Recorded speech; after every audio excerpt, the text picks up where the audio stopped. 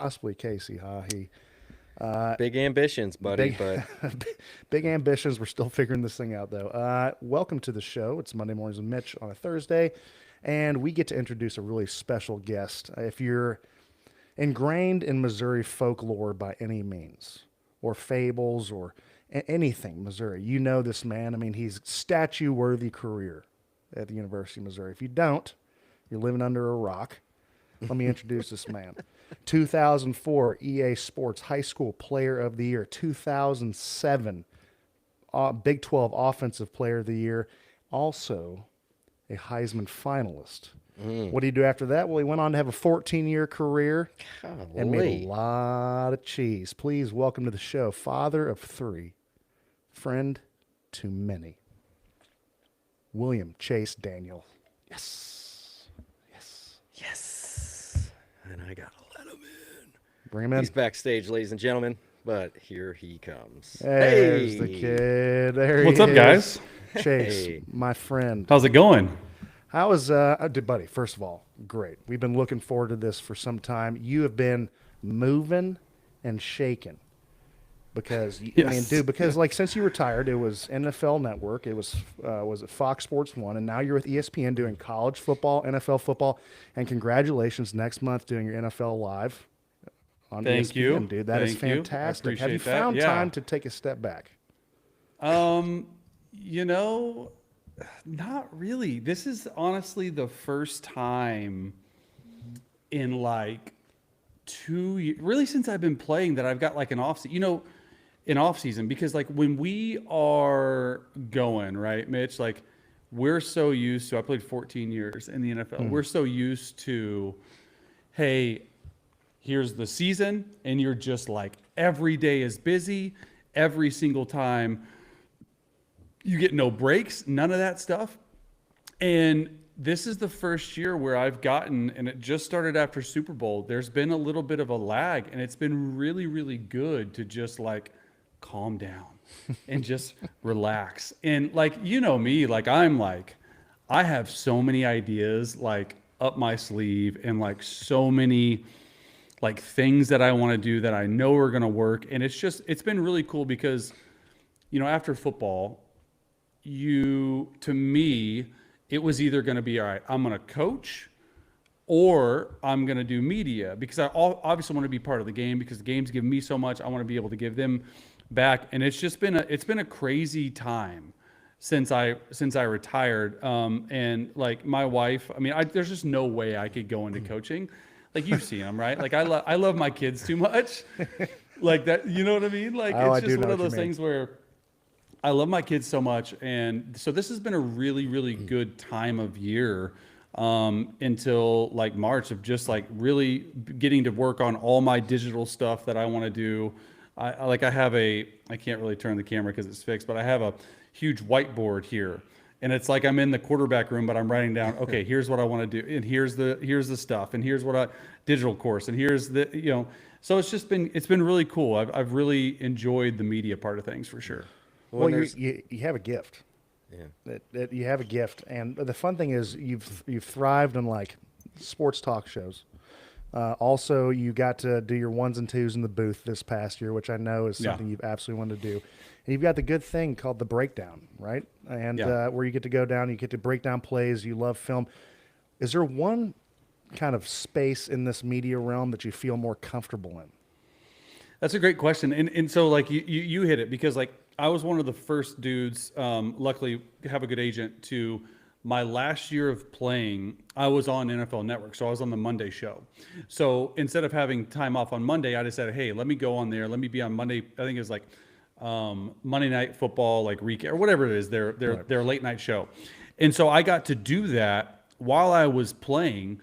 And I'd get home Monday night at like really late at like 11 p.m., tired. Tuesday's the off day, but we were up there, and I was driving. It was just a lot going on. And then that was really fun for me to be on like the live studio show. That was like in there. I mean, you've been in that studio, all about it. It's like legit, like it is brand new. It is like the big time. right? And so when you're doing that, it feels like a rush, and it's like you're talking football and you're doing this and you're doing that and you're doing all these things, and you're just like, man, that's awesome.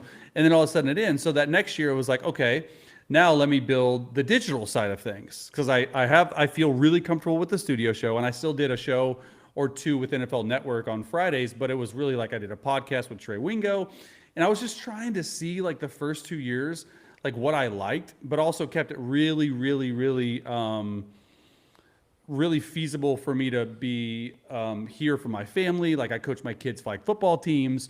I do all that stuff. I coach my daughter's soccer, all this stuff. So I wanted to do that. And then I think really what broke me forward or broke free a little bit more was like the jump from NFL Network to Fox Sports. And I got this literally, Mitch, we were about to, and not a lot of people know this, like the NFL Network deal that I was going to redo for the 2 years ago, but when I took the Fox Sports job, it was almost done. It was all about agreed upon. I was going to be on Good Morning Football a couple times a week, and then do some other shows and do more digital stuff. And it was a really great deal. And all of a sudden, like Emmanuel Acho called me and was like, hey, like we're starting a new show. We need to do this. We need a quarterback. And I'm like, Fox Sports? I'm like, that is like, obviously like love NFL Network, but that's a step up in terms of not necessarily shows, but more so, I guess, like brand awareness, right? Like you're on national TV. I did 238 studio shows last year for Fox 2 years ago. Oh my God. Like, brother, you want, and my wife knew this, but I was like, hey, if I can get in here because it was a 2-year contract, if I can get in here and if I can grind and I can get my name out there, then the ultimate goal for me was to call games. Because I was like, hey, I love calling games. And brother, when I say like, I live in San Diego, I'm driving to Hollywood every single day. The show started at 7 a.m. Pacific time. Oh. My alarm Monday through Friday for 238 days went off at 3 a.m. Oh, I drive up 2 hours. Well, it was like an hour 40. Oof. Do the show, drive back. I'd be home at 11, and it was great because it was the morning, but I'd be able to like, coach my kids, stuff like that. Right. But for the family life, it was tough. So that was a whole nother animal, because I thought like once a week but when you do it 5 days a week, like, what they want you to have an opinion, but like sometimes I don't really have an opinion about Dak Prescott for the 15th day in a row. Like I don't have it, I was like, I don't have it. And so like those reps helped me so much get ready for calling games, because there is nothing like it. It is the closest thing that I have felt to actually playing a football game, because you're there, you're live, you're reacting, you have, the prep is very similar. I mean, I got these boards with all this stuff written on it, and I use like 10% of it because I'm just reacting. And it's just football knowledge. So to answer your question, it's like, and we're not even talking about the digital component of the YouTube that we've built in about 18 months to 140,000 subs based on breakdown. So by the way, that's fantastic. Every awesome. one of these is so different. Like I would say, like for me, I like studio, but I couldn't see myself doing studio like every day. You know what I mean? It's the game part where you're grinding on film and you're grinding on tape, but then you can go pick up your kid at school, and the travel sucks. But I would say like calling games is probably my like favorite part of it for sure. When you were with NFL Network, did you ever cross paths with David Shaw? Yeah, we were on a few draft shows together. Yeah, Shaw's awesome. Yeah, he would do the draft first night every year. I worked at Stanford for 4 years with him, and he was just an awesome dude. Yeah, very intelligent. He got hired. I mean, very smart. Yes. Like one of those like almost too smart for his own good, but like it's a good thing. You know what I mean? Yeah. But also like knows how to portray it on camera, because there's a little bit of like, Mitch, right? Like we are experts in our field, and I would say like my first year, I was talking to people and the camera as if they were as smart as a quarterback in my quarterback room. And it got a little cumbersome at times, Right. And now I've really learned to not only entertain, because that's sort of part of what the deal is, but also to like pull back on all the stuff that I don't need to say and just tell the people what I need to say. And so it's just about reps. So it's been really fun. Well, so two questions. One for the the broadcasting. To me, the layman, the Gentile, with all this information that you'd have, right? You guys have this one sheet that's riddled with information about every player. I can show you. You want me to get one? Absolutely. It's almost absolutely. like a play sheet for a coach. Flip back, it's remarkable. Yeah. It's remarkable. But with that, I mean, maybe for me, I'd have paralysis by analysis, but the really good folks like yourself, it seems like when the lights come on, like you said, and it comes down to game time, there almost seems to be this peaceful solace of mind, right, where everything hones in. Is that something that you still have to work on, like getting in that zone, or is that something that, like, once the lights go on, you're in the groove, or do you find yourself sometimes there's a call or a time, or maybe it's just letting silence play out? Yeah. That's a really great question. And I've spent a lot of time up to this point sort of trying to figure out how I want to call games, right? Like how Chase can differentiate from everyone else, because I see it from such a quarterback perspective, where I think I try to do a different job is I really am keen and aware of situational football. Like clock management, red zone, third down, we call them money downs, and like how that affects play callers. And so for me, like this is crazy. Actually, which is crazy, like my first year was this year calling college football. I got to do 2 UFL games at Fox last year. And those 2 UFL games were on Big Fox, so millions of people. I was in a room with 5 screens around me, not knowing what the hell I was doing, and like I just want to go. And it's like one of these, the producers, the same producers, Thursday Night Football on Amazon, and he's amazing, like awesome, and really helped me doing this. But those 2 games were the most important things I did at Fox, because those got me noticed and got me a college football job. But for a little bit of like, here's like, it's hard to see because of the. No, we could see because of how tiny and full that good light. And so like there's a bunch of like notes that I would do, like, so this is like, you can't really tell, but like those are notes, and it's just written all over. And so it's definitely paralysis by analysis, but where I've found is like if I over prepare and I write down all my stuff in this, then I can let the game come to me, and then I have my 5 or 6 points for each team that I want to get in based on it, but the game can go completely different. And I feel like that's the crazy thing. Like that was for the Oregon, Texas Tech Peach Bowl. Like I got to do the college football playoff game this year on radio, which was amazing.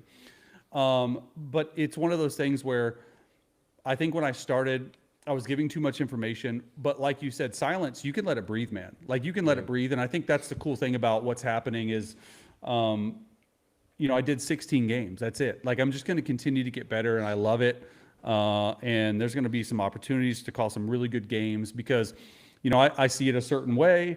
And it's one of those things where I'm the best when I'm reacting. I don't want to feel ever like I am, there's some guys out there, I'm not going to name names, that practice in a mirror saying certain things they want to say on game day. Of course. That's not me. No. That's not me. Yeah. Like they practice analogies, I'm like, no, like I'm just going to call it like I see it. And I think the biggest thing too, like you hear great a lot. Well, is that actually great? I try to use different adjectives. I try to explain stuff in different ways, but yeah, there's a lot going on in the booth, man. Let's just put it that way. I think it helps tremendously too, like showing that sheet that you write all those notes, and by you saying like let the game come to you. So when something happens, you wrote all that, right? And it's kind of like me. I'm the same way. Like if I write something about somebody and different things, so when the game comes to you, you don't have to look down and see what you wrote about it. Like you kind of remember what you wrote. And then you're able to just respond instinctively. Yeah. For a situation or a play. And I think it's like one of those things where I got very focused at the beginning of the year on, say, Oregon's offense or Oregon's defense or Tech's offense or Tech's defense. When in reality, I started. Gosh, Luke I was Tosh. I was looking at the game a little bit from a quarterback perspective, which is great. Where I think I started really taking off in terms of, I felt really good about the broadcast is when I stopped thinking like a quarterback. Because Mitch, the quarterback thinks play to play. You're supposed to have a short memory. You should not get ahead of yourself. You should think, all right, it's cover one. Where's my man beater on this play? Here's the protection, so forth and so on. And that's great. And that's good. Where I think I made a huge jump was midway through the season. I started thinking like an offensive coordinator. So on first down, I'm already started to think like, hey, what am I going to do here as a play caller on third down? What about defense? Let's focus more on defense. Okay, red zone. What are some keys to victory in the red zone? Okay, 2-minute drive. All right, not only am I thinking about what they need to do clock management, but also, hey, you got to look out for the right D end here, so forth and so. Like that's just that next level. And I continue to try to just evolve as something, but it is definitely a process. And the more games you do, the more comfortable you get, I think. And I think we're getting to that. Well, dude, you're bouncing back and forth from the NFL to college. I mean, it's just such an influx. And talk about paralysis by analysis, or just having so much information thrown your way. And this question is going to come from a place in my heart, because like this last year when I was trying to, dip my toe in this space, I still had an intimate knowledge of who was where, who was playing what, like where the coordinators were, who the upcoming guys were, all this stuff. But I sit in the same place a year later, and I feel utterly lost because, when you're playing, it's either you're game planning against these defensive coordinators, you're playing against these guys, you're doing like how, because you're 2 or 3 years removed. This will be your third year removed. I just finished my, so 22, 23. I just finished my third full year removed, which is crazy. How much has changed in not only the NFL, but with college coming around and everyone's transferring and all these guys? Like, how do you know? How do you have all this information? Or is it just putting the time, going through, like, is there database? Like, I just want to know, how do you find out who's going on what? So for me, my specialty in terms of just what I love and what I love covering, and I've done it my whole career post-football, is NFL. So I feel really good because I am breaking down 5 quarterbacks a week on my YouTube channel. I look at so much, like I have an iPad with anything that the NFL would use to look at film, and I have access to every single game, right? And so I like studying the game, and it's a little bit easier in the NFL because, Josh Allen, I know what Josh Allen is. Right. And so there's different themes in the year that you can pick up on. So the NFL to me comes really easy. But I do have to keep up with trends on like how offenses are changing. Now, when I went to college this past year, I had no idea what I was doing. Like, the game has changed so much, and the recruiting portal has changed so much, where I had to really, really spend a lot of time trying to not only watch the film, but the production meetings with the coaches. Not necessarily tell me about your team, tell me about college football. So I don't sound like an idiot on ESPN talking about transfer portal and what I would say, like, most coaches, and I've talked to Steve Sarkisian from Texas, I've talked to the Oregon coach, like any big name. We did a bunch of big games this year. The number one thing with college football that drive people crazy is the transfer portal rules. And it's so hard for teams. That's why I think we should throw out the top 25, because of what I'm about to show. Like, the preseason top 25 is because these teams are having 40 to 50 new players every single year.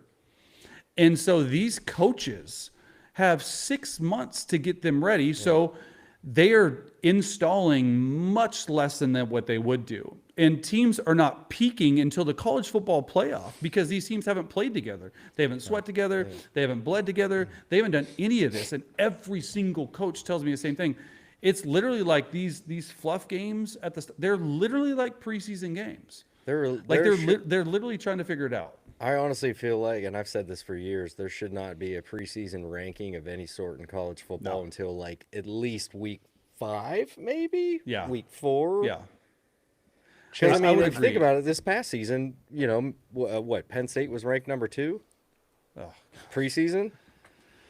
Yeah. You know, and it's just, you know, with the college football playoff expanding, it's become such a crazy, like, the CFP is broken, the college football schedule's broken, like all this stuff to me is so far from where it should be. And I don't know, you couldn't tell, I don't know how to change it. I don't know how to fix it. It's going to crash and burn, and unfortunately, I feel like the players are going to be the ones that brunt the majority of that weight. Buddy, I don't think much keeps you up at night, but I think you've had a fantastic life thus far. I think everything is going pretty well for you, but I assume one thing might keep you up at night. Oh, yeah. Name, image, likeness was not around back in 2007, my friend. You made a ton of money playing in the NFL. You would have made a killing in college. But, buddy, there was some cheese left for the kid back in those days. Yeah. Do you ever think about that? If I didn't have a 14-year career, I absolutely would. I'd want back pay. You know, I'd want, like, come on. I do think about it because, like, I'm actually pretty aware of the NIL situation with the University of Missouri because I know Drink so well and RAD as well, and they've let me in on privy information, and it's what it takes in the SEC to build a roster. And when you think about it, and you think about some of these SEC quarterbacks getting $4 or $5 million a year, it's insane. Like it's one of those things that is truly insane. Do I think that they should get it? Absolutely. I'm all for players getting paid. I am actually on the university side of things, that I think the university needs a little bit more protection from these kids. Absolutely. And how many times you can come to the table to renegotiate. I mean, some of the stories I've heard from some of these coaches, you have the transfer portal during the college football playoff. How crazy is that? Hey, coach, I just played first Alabama versus Oklahoma. Hey, coach, I just balled out against Oklahoma. We got our college football playoff win for Alabama. I need a raise. I'm making $600. I need to make $750 next week. That stuff is happening all the time. But to answer your point, yes. I mean, like, I think about after so 05, I was a true freshman. 06 was starting. That was a good year. That was a really good year. 06 was a good year. We went, I think 6-0 to start. Yeah. And then I think we lost like 6 of our next 8. We finished like 8-6 or something like that, or whatever it was. And but after that year, it was like, hey, like, I'm just trying to put myself in that. I'd have a lot of negotiating power. All right, now it's like, hey, I need $2 million. Or I need $2.5 million. You know, like we were in Big 12 then, so I don't know if SEC money would be that. But then it's like after the 07 season, and it's like, okay. Then, like, here's the thing about me though, and I think I'd be a bad person for this, is because I bet other people would leave. I would just want to stay at Missouri. I would not want to transfer. I would not want to do any of that. So it'd probably hurt my value. But yeah, I definitely think of that because, like, dude, my first year, and it's a ton of money. My first year, I was an undrafted free agent, went to Washington 6 months, got cut, was in Jim Zorn's office, who was the head coach at the time of the Washington team. And I get a 504 number calling me. And it's Sean Payton. And I'm like, I'm in the middle of signing the practice squad. And I don't pick it up. He calls 3 times. He's like, Chase, Sean Payton, leave Zorn's office. I'm like, no, I'm not leaving Jim Zorn's office. What are you talking about? Sean Payton's like, leave the office. I'm like, okay.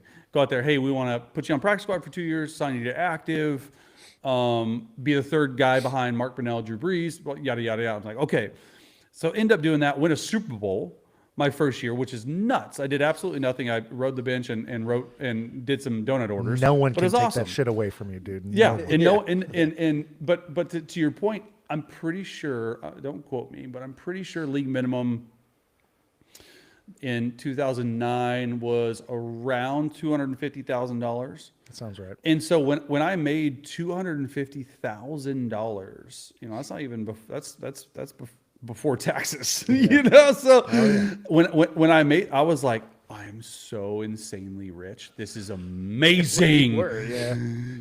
At 280. Now I think the league minimum now is like 875, which is crazy. But think about the $4 million the quarterback in the SEC's $5 million he's getting at LSU this year, and it's just like he's going to be disappointed when he gets to the NFL as a rookie. Exactly, and I think that's Because why he's not like gonna make Dante that Moore. much. Dante Unless you're Moore a is high the perfect draft example. pick and, Yeah, Dante Moore's a perfect example. He came back because he's probably getting $6 million. It's crazy. Well, you talked about that 07 class. I mean, arguably the best football class in the last half century for the University of Missouri, right? You guys go on number one ranked class or number one ranked team at one point. I remember, even when I was in high school, that game against Kansas, unbelievable. You go on, become a runner-up for the Heisman. My question for you, and this is just because I saw Cam Newton talking about him watching the Heisman, the kind of not race, but Heisman ceremony and knowing who was going to win before, right? But they take you up for those few days. Is it really, when you were sitting there, did you know who was going to win before? Or was there still some anticipation? Because the last thing I'd be is kind of drag around for like this, this wild goose chase. I felt after the Kansas game personally, and people like I was the front runner. Like I felt like after that game where we beat Kansas and we got to number one in the country, we're at Oklahoma, right? In Big 12 championship game, I felt going into that Oklahoma game, and maybe it's the wrong thing to think, but if we win that game, we're going to the national championship, and I'm winning the Heisman.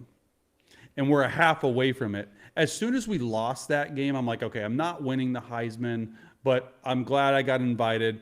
And at that point, you sort of felt like it was Tebow going to do it because it was Tim Tebow, Darren McFadden, Colt Brennan, and myself. You sort of felt like after the season, Tebow had, I think he had like 25 passing and 25 rushing or something nutty. That's ridiculous.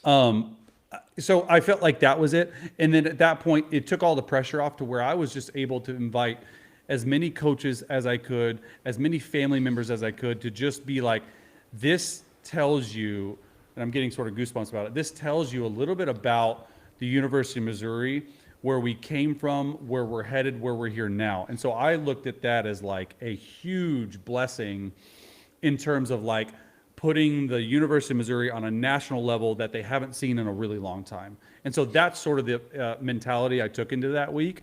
And it was great, man. It was one of the coolest things ever. I can only assume having your family, your coaches there is one of those unique experiences that's hard to even quantify or articulate. Do you think, in your opinion, that 2007 Missouri football team was the best Missouri football team in school history? Do I think that? Man, there's been some amazing squads, right? Like,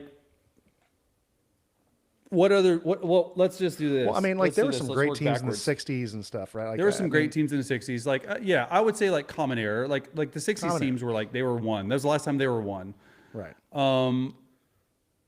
Let's say the last century, last quarter, like half century. I would say that there's a lot of really great deserving teams. I would say, like, from a standpoint of, man, when I got to University of Missouri in 2005, we weren't amazing, but I felt like we could be good. And then to get from 2005 to 2007 to the number one ranked team, I would say most fans would probably think that it would be. But there's been so many, like the 11 squad, right? Like what other team? I mean, there's been some other No, I mean squads. there have like been some teams, but I think when even my whole time there, and we had one or two really good teams, it was still what was talked about was that '07 team. Was pretty special. You have guys coming back from that team, even guys who were before that team coming back talking about that team. It was impressive, spearheaded by so many guys who went on and had illustrious NFL careers. And like you said, what that meant for so long, Missouri was trying to chase that light, right? And then to actually kind of step into it was fantastic. I think it could be, and I think there's a really good chance. I think there's a good chance, but also like the one We I were like close. is we had a chance. We had a chance in 2013. 13. What was the final ranking and record in 13? Yeah, we were in 13. We went to we lost a heartbreaker against South Carolina in double overtime with a missed field goal. If we hadn't missed that, we'd be going into the SEC championship game undefeated. And then we ended up losing to Auburn in the fourth quarter. So we ended up going in with two losses, but kind of similar to you guys, ended in the Cotton Bowl, I think 5 maybe. I think we're ranked 5. I mean, that team for sure stands out. I mean, look, there's so many. I hate to. It's not a fair question. Let's preface with the fact like it's not a fair question, but I do think that maybe the fair question was, I think 07. Do you think it? Because I think it deserves all the flowers in the world, and to put it in that conversation, he may be at the forefront of the conversation for one of the better teams Missouri's ever put on the field. Yeah, I mean, I don't know why this is getting a little bit grainy. I do think that there's a really good argument to be had.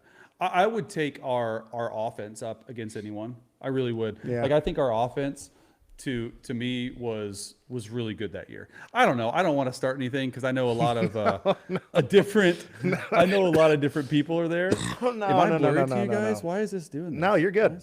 You're good. Okay. Nice hands, Riverside. Thanks, bud. That's fantastic.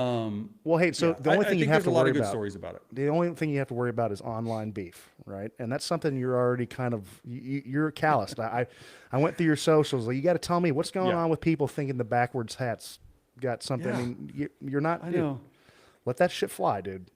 No, I think that was more so like funny. I've been wearing my backwards hat forever. Like it's like I remember. It's a funny story for all you Missouri people on here. Like I remember in 2007,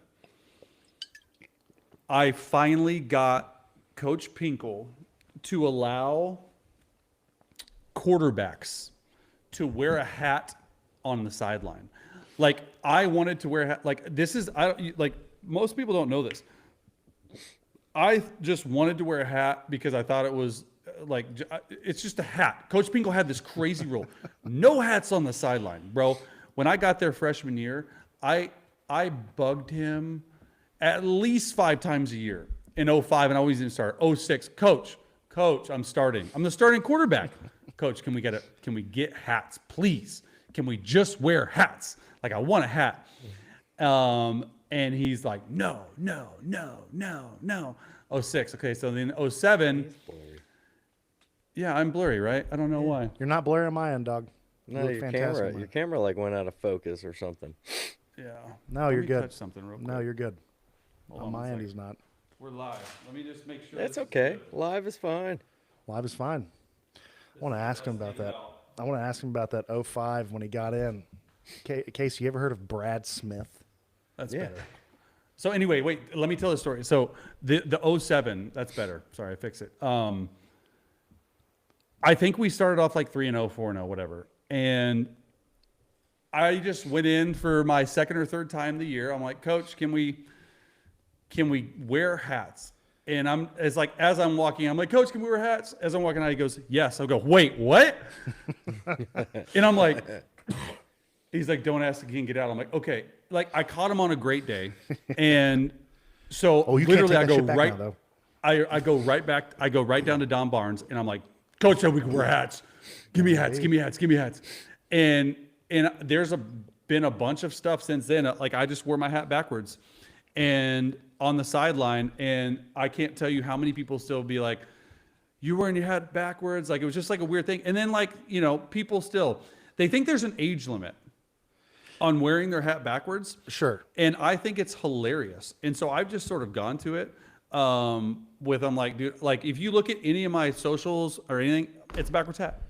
It's a backwards You got to hat. let your I just think it's funny free how flag people fly. care. You got to let your free. Yeah. And I'm just glad you're letting your eyebrows breathe because 07 Chase Daniels Dude, did not did let you his see that? eyebrows breathe. I sure did. That was fucking What? nuts. Like dude. I'm like, Yeah, what but are we doing? It was also the one that didn't have the Fitted. space, so it just looked It like was the fitted. it was the fitted one. The Fred Hey, Durst Fitted look. hat. Hey, can you talk about Brad Smith for a bit? You come in from Southlake. By the way, 33-1, fantastic job at Southlake Curl. You You go did into your Missouri. research, I see. I try, dude. Yeah. I try. We Oh fight for my our gosh. fucking lives in this show, pal. But That's hey, so you come funny. in, it's I Brad love Smith. it. Yeah. Not many people know that he was the dude. Brad was a living legend when I went there, bro. Like I went to the, like I remember 04. So recruiting was so different back then. Coach Pinkle comes to my house, recruit. Missouri was my very first offer. A lot of people don't realize that. Very first offer. So they started sort of like what my dad called the sweepstakes, where then all these other cars, oh, Missouri offered? Okay. Then I got like, in the next 2 months, I got like 40 offers. And we wanted to make a decision before my senior year because we lost in the state playoffs at the state final my junior year. Anyway, they're doing house visits. Coach Pinkle comes in, and I remember specifically watching the University of Missouri in 2004 go play at Troy, and it nationally televised ESPN game, like a Thursday night game. It was the first time in a long time they had been on like national ESPN. Yeah. They got smoked, and they lost that game. And I remember every coach. I mean, like every coach.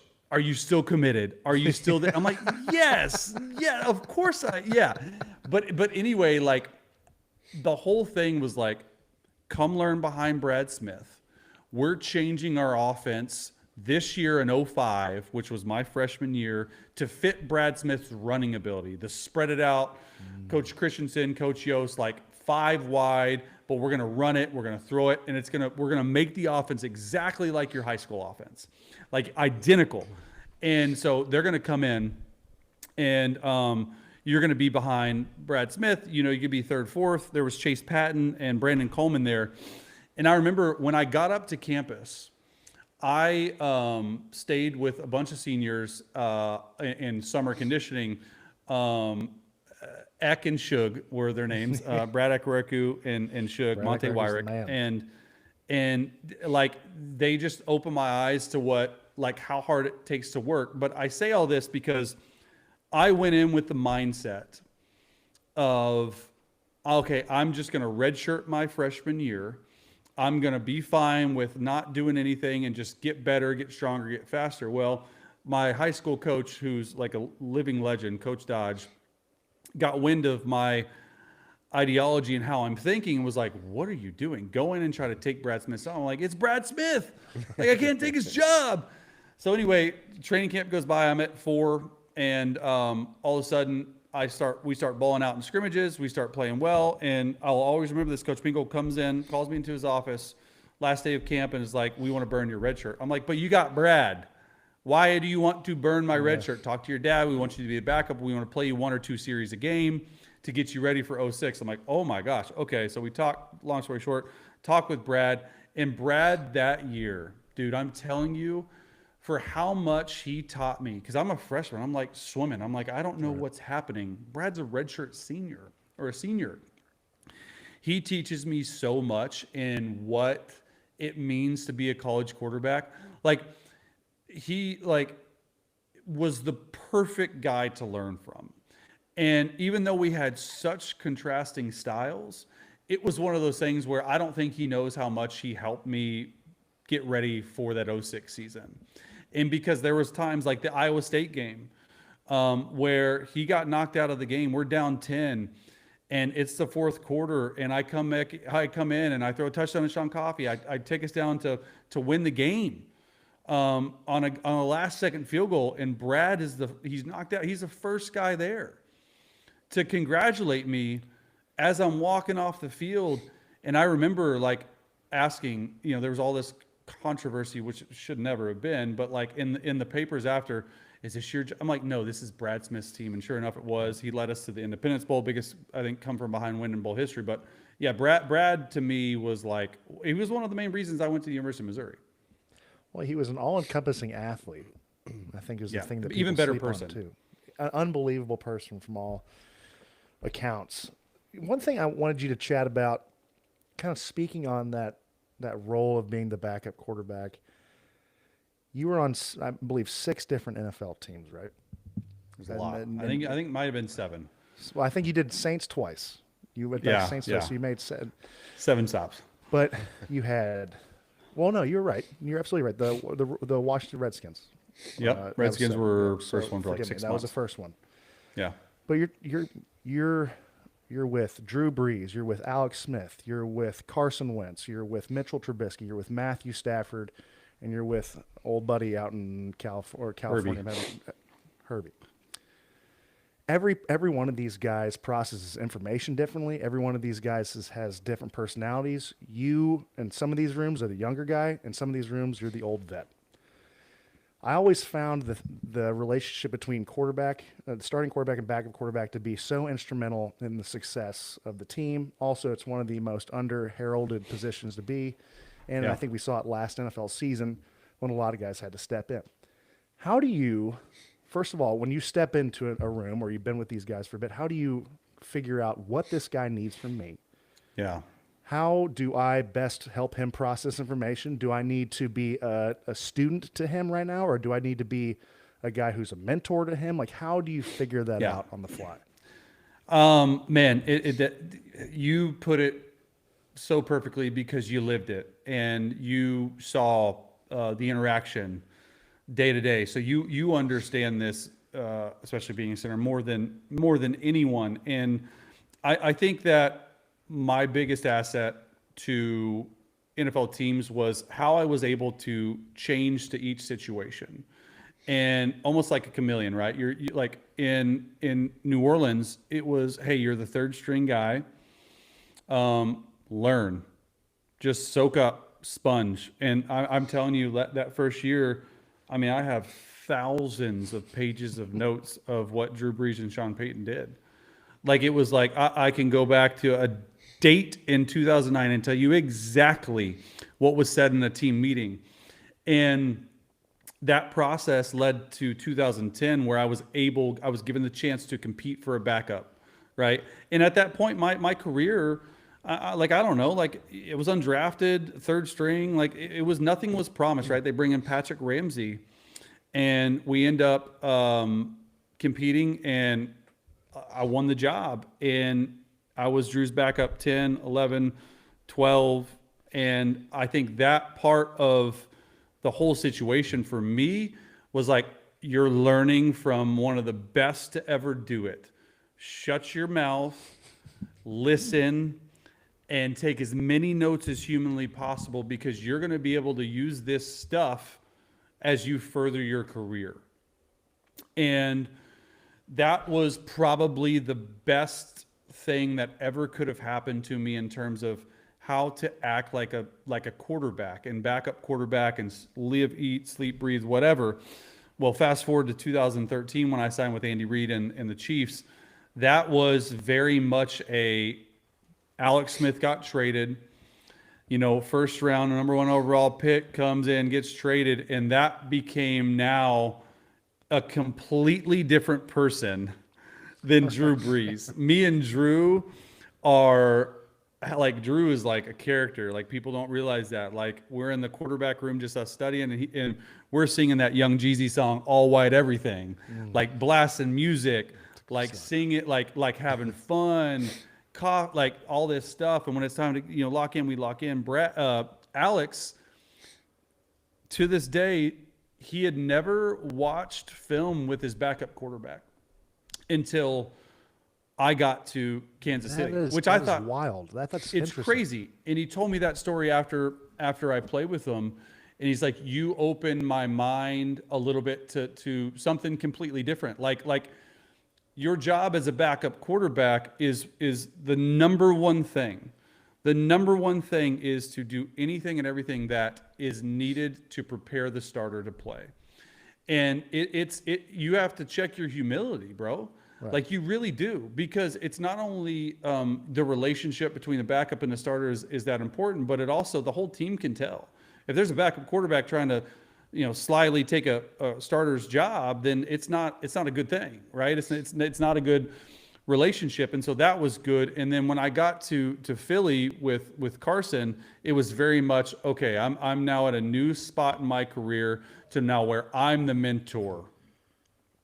And I'm the one, and I sort of, at that time, really wanted to start playing, and that happened. And then 17 was like a weird year, able to go back to New Orleans. But in 18, Matt Nagy, Mitch Trubisky, very much of, let's teach Mitch how to be an NFL quarterback. Let's do that. Same with like Herbert a little bit. He's there. He didn't need a lot of help, but right. I would say like the hardest part is like, and I tell my wife this and she hates it. Like I can go and be friends with that wall over there. You have to have that. You're a vacation nightmare. Yeah. Oh, for sure. Like I'm like best friends with the vacation people. My wife's like, what are you doing? Don't talk to them. We're never going to see these people again.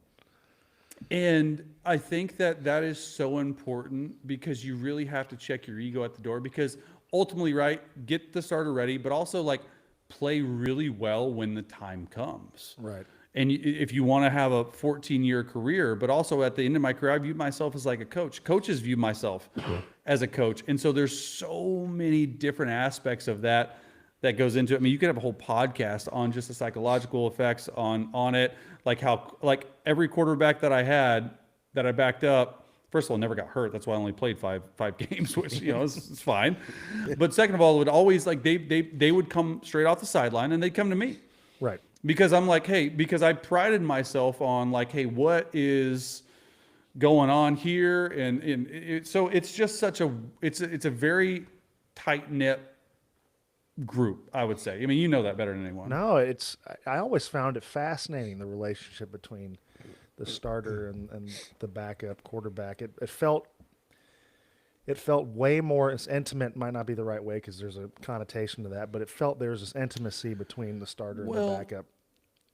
And to that point, there is. It is intimate because like you have to almost be like, how do I put this without like turning people off? There is, when you're the backup and you're a trusted backup, you're getting paid a lot of money. People trust you to go and win games, whatever, coaches, players. If you're the starter, you're almost like you have to go through the backup before you can get to the starter. Not everyone has a direct line. Let's just say it how it is. Not everyone has a direct line to the starter. Correct. Because people are, and not even, like if they wanted to, they could. Like the backup receiver could go up and talk to Josh Allen. He'd be like, oh yeah, cool, That's a very good point. But these guys have the ability to understand, I probably shouldn't go to the starter and ask him some dumbass question on a week where we're playing a playoff game. Yeah. And so think about it from that, right? That's a great point. Even starting offensive linemen go up and be like, hey, what does Herbert think of this? Yeah. And it has nothing to do with Herbert or Breeze, or they're all very approachable. They got so much on their plate, dude. They got so much on their plate. But not only that, it then funnels down to maybe the OC. I don't really want to bug them, Chase. What do you like? What's your read? Definitely the head coach, the trainer. I mean, like you are like the spokesperson. You're the gatekeeper you're the gatekeeper, and it's not necessarily like it's not like a bad connotation. People probably it's one of those things where the starter is so focused. And you spend more time with the starter than you do your own family. There's just a relationship there that they trust more and probably would listen to me. But I'd have to understand, like, I can't talk to Drew the same way I could talk to Mitch. Right. Like, you got to figure out how and what to filter in those conversations. There's been a lot of times where I'm gonna be honest, Mitch. The offensive line coach comes up to me and we're talking protections and, hey, is this how you guys see it? You know, Yeah. you know how that goes. Like, is this? Of course. Like, I just want to double check this double A gap mug pressure on 3rd and 7 and 8. This could get us. Are you thinking Ricky loose? Like all this stuff. I'm like, yeah. You know, I'd answer it. I wouldn't say a lick of it to the quarterback. I mean, Not a lick of it.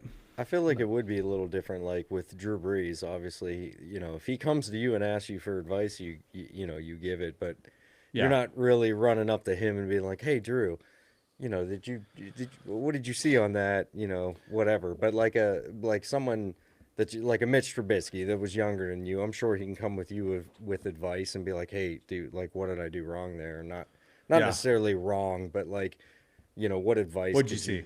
Yeah, exactly. It's a beautiful, fluid situation. You know, I had not even thought about the backup quarterback being the gatekeeper and It is like the backup receivers or even the starting receivers are like, yeah, because there's so much in a game plan. Like you said, you're in base game plan. It's Thursday. Yeah. You're in 3rd down game plan. He comes up. It's just like, dude, I can't. Or like oftentimes, it was always pretty fun to see like if the ones were going, and then the twos are back here. Like the whole skill position group or like they would all rally around the backup. Yeah. And go through just 1000%. it's a fascinating thing. Hey, 2 things and we'll let you go. One, there was a real fun clip put out from the New Heights podcast. My guys. When the fellows were chatting up about you, talking about the cheddar cheese you made, which was unbelievable, and then they kind of, I mean, just is that something that you miss? Because it's definitely the thing that I miss is just the banter amongst friends, the jabbing, the jawing, and then of course ending with the caveat of that we love you to death. Yeah, absolutely, bro. Absolutely. It's one of the things that for sure I miss the most, and probably the main reason why I wanted to continue in sports, because sports isn't serious, bro. Like I still feel like my personality is 22 years old. I like messing around. My wife's like, grow up. Like all this stuff's humor. I get like that I'm pretty just much saying, every day. Yeah, but like honestly, it keeps you young. I absolutely miss it. I think I could have played a year or 2 more, but I think it got to a point to where I finally was like, I don't love the process as much as I used to. Yeah. Kids are getting a little bit older. My body was fine because I never really got hit. I mean, maybe the arm was maybe not quite as strong, stuff like that. But without a doubt, like I don't miss the prep because I'm still doing maybe I miss the prep because I'm still doing it here. I don't miss the practices. I miss game day, but I miss like the hotel on Saturday night. Yeah, Like there's on an away something game. special to that, dude. There's something special to that. And you can't there's nothing like it. And that's fine. And that's great. And that was a great part of life. What I tend to, and what I think has made me successful, or I mean, not successful is the word, but willing to work for this media stuff, is that I really want to be a part of a team atmosphere. Yeah. Right? Like still to this day. And I would hope that if you ask anyone that I involve myself with at ESPN or with Scoop City Podcast, that Chase, the number one thing they say is Chase is a great teammate. Chase wants to learn. And I never want to stop being those 2 things. And I think that's why I gravitate toward this ESPN team or these group chats or even the Fox Sports 1 show I was on with those 4 guys. If you take that and really bundle it up, that's what I love. Like, I'm not a loner. I am very much a person who wants to collaborate. And I think as like, you get older and you get into this new thing, you know exactly what works on social media or digital or stuff. And I'm more like setting my way like, hey, get on board with this in terms of like my own stuff. But very much a team guy. And I think that's sort of what I like about this next career. Well, it's a people business, right? Like Yes. most facets of life, it's relationship based. That's what makes this space that you're in, and especially when you're on these shows, you're in the broadcast booth, so impressive. And it's what makes those, like when you get in that flow state. Then you might not even Yes. describe it, but say you Yeah. end a broadcast. No, that's and it. You talk of it. But dude, tell me you wouldn't be a billionaire if you could bottle up and sell in pill form. Of course, Saturday nights before games, but like on the road, you win a game, and it's from the time where the head coach breaks it down. You shower in the locker room, you get on the bus, The airplane. you get to the airplane, but like that hour and a half before yeah. the airplane takes off, Dude, and it's it's awesome. just chaos, buddy. You can't. Yeah. It's okay, dude. Tell me about, and then I'm going to let you go. Tell me about this NFL Live. It's coming next month. Yes. Yeah, man. So like when we were doing the deal with ESPN, it was obviously like, hey, college, we want to give you full slate of college, but also the NFL side of things. We're like, hey, like we want to get you 15 to 20 days on NFL Live, and you guys know, right? Like NFL Live is like the mecca, right? In terms Gold of like standard. talking ball, I would say like gold standard in terms of it is a little bit of opinion, but it's very much a smart show where you break down and you talk football and show your personality. There's just no show out there that does that. I mean, do they average like over 500,000 viewers for every show, which is nutty. You know, it's nutty. And so when I got asked to do that, I was like, yeah. Like, there's no doubt about it. And the guys there have been really great. My first show is actually March 3rd. We literally got a call today to set some up. It'll be, I'll be digital like this. I'll go up into studio as well. Yeah. But it's just like, if you work for ESPN, and it's been such a great experience, they want you to touch all facets, bro. They want you to touch college football. They want you to touch college football studio. They want you to touch NFL studio. And like, I got the call for ESPN, their alt cast, so an alternate cast, for both of their playoff games that they had in studio in Bristol. It was the coolest thing. So it was like the first sort of thing. But the NFL Live, and I've heard like when you're on there, like it's like a little bit of a different level in terms of like, hey, like just like visibility and everything that you're seeing. And it's exciting, man. I'm looking forward to it. I'm pretty much going to do the same thing that I do on my YouTube channel, but on NFL Live. Like, you know, it's like one of those things where it'll be a lot of fun. Buddy, the thing that lit me up at the beginning of this conversation was all the things you have going on. Your social space, your YouTube space, your broadcasting space. And then the fact that you still go to bed and your mind is still racing because there's so much you know. You steadfast in the fact there's still so much on the horizon. The cream rises to the top, my friend. You are the cream rising to the top. Chase Daniel, thank you so much for joining our show. Yeah. I appreciate you, pal. March 3rd, you bet your ass I'm going to be tuning in to see the kid do his thing. God Let's bless you, go. brother. Thanks We're for doing it having- live. Thanks for coming on, dude. We're doing it live. Thanks for having me on, boys. This is Thanks, fun. Chase. Take it easy, my friend.